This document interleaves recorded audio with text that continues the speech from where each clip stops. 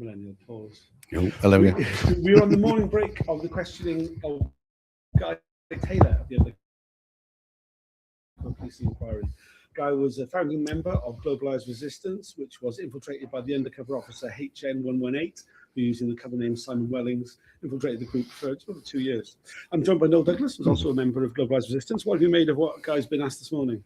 Yeah, I think it's been interesting, actually. I mean, I think we'll hear over the next 3 days about the amount of exaggeration and lying that Mr. Wellings did to make his life seem more exciting and make us seem like violent extremists, or whatever the attempt was by him. Yeah, I mean, I think the interesting thing is that Simon, certainly from my perspective and my memory of him, was kind of very average, sort of, no disrespect in the sense of like, well, at the time we didn't, we didn't think, but he certainly was no leader, as he's kind of making out. Yeah. We wouldn't have within the group. He wouldn't have been someone that we'd have gone to lead an action, or, kind of given that kind of level of trust to do something. He was very much a sort of would come along for the ride sort of thing.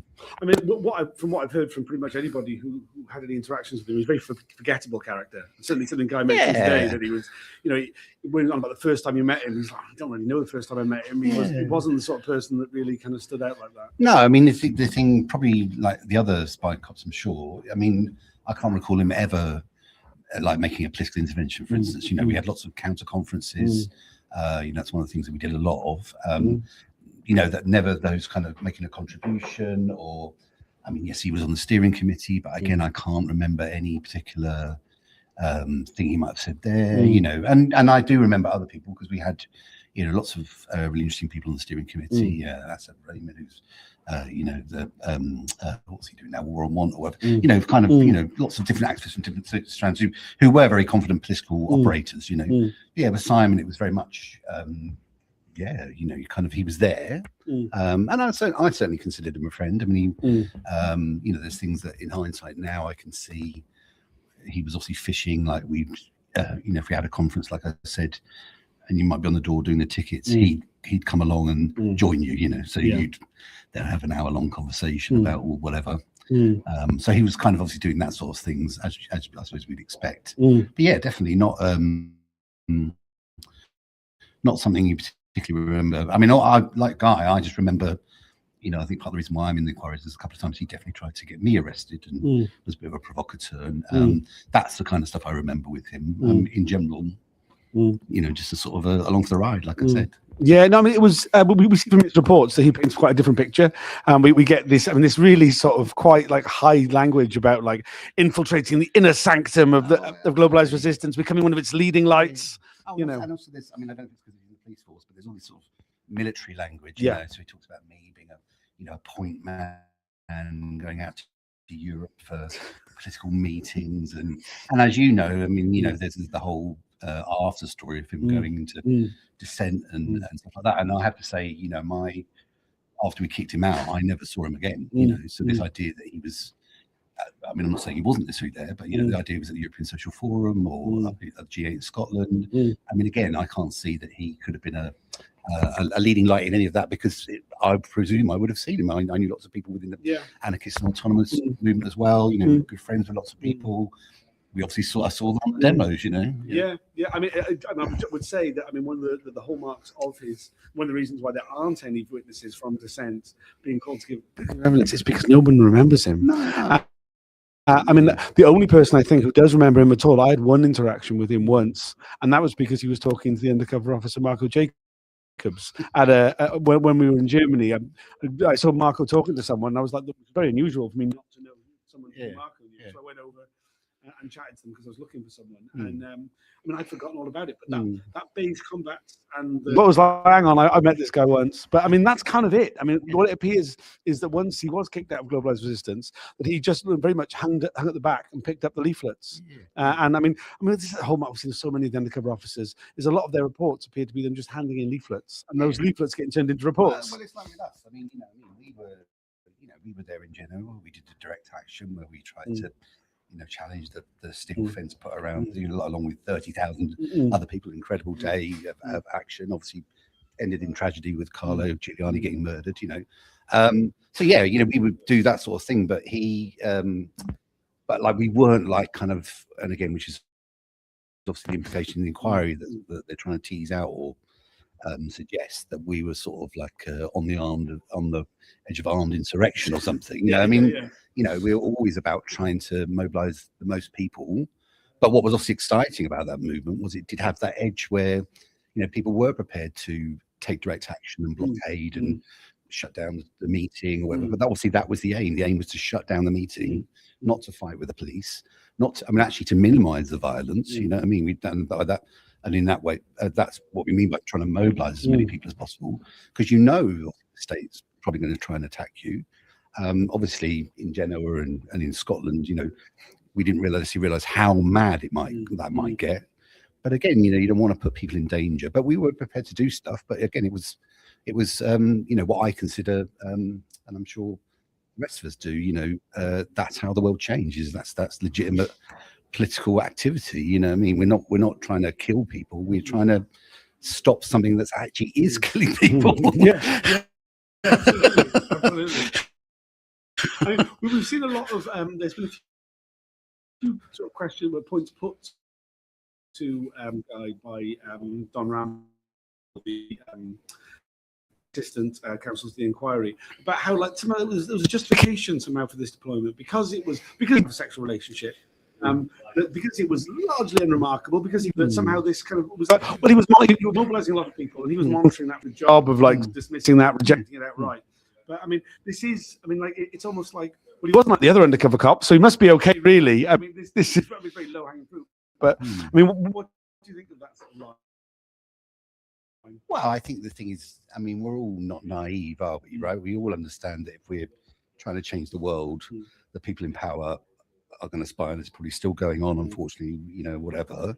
But of course, there isn't anything that we're doing, like I say, that you couldn't find out. It's not like you need to put someone in the organization for years to find out that we're organizing a demo, and obviously that's taken to a whole other level with the horrific deception in the sexual relationships. It seems to me that it's our argument or our is that it shows actually that the state acts in these kind of unjust ways, because if we are in a democracy, then that is legitimate democratic activity.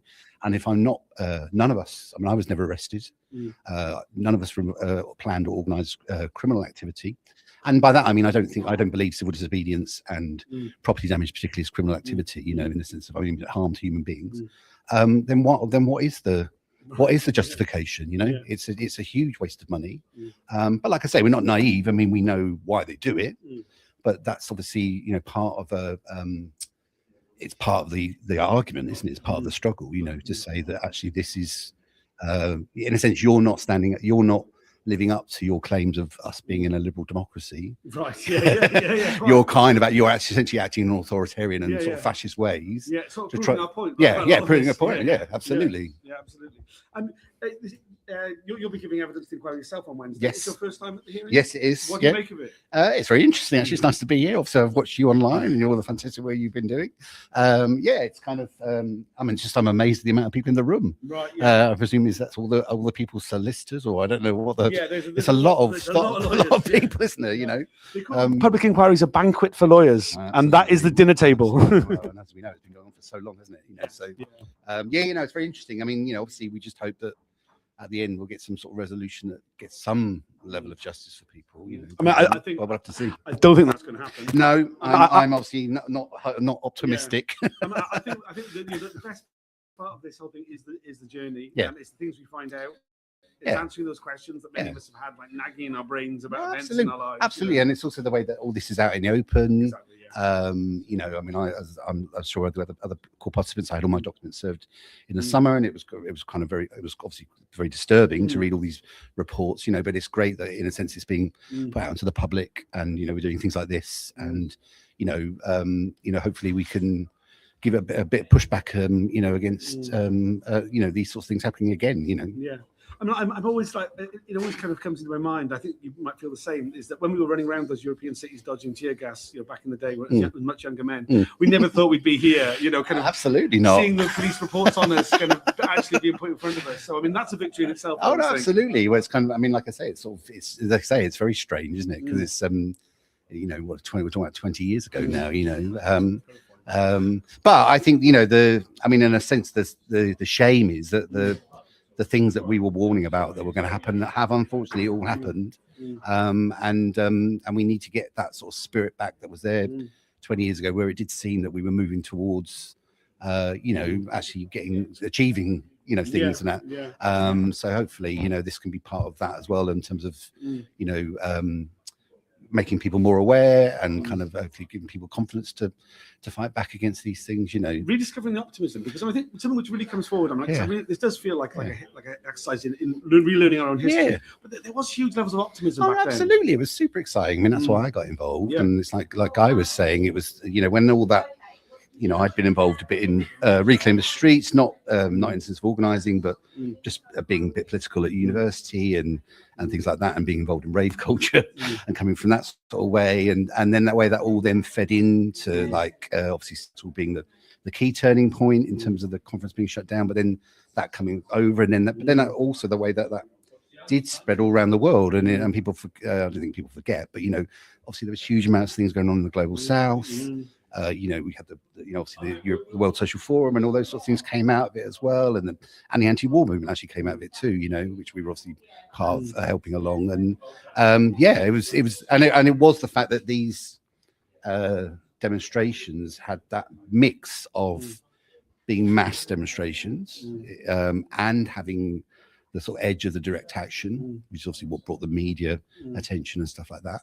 But also that we were being effective. I mean, I don't know if you remember, but it was that thing where I think, didn't the WTO end up in Doha or somewhere? Because they had to move it to somewhere where there wasn't going to be any danger of, I mean, in Genoa was, I thought, the maddest, because obviously even at Genoa, they knew that there was going to be protests, so to hold that at Genoa, But I mean, that was the most, in my life, that was the most exciting and terrifying simultaneously, sort of 5 days of my life, But it was incredible because of the, the international solidarity. I think that's the, I know we had all the rows in terms of the various strands of the politics at the time, and in a way, if I could go back now, I would say to people to just be a bit kinder to each other, because it was kind of crazy, some of the ways that we all kind of row with each other.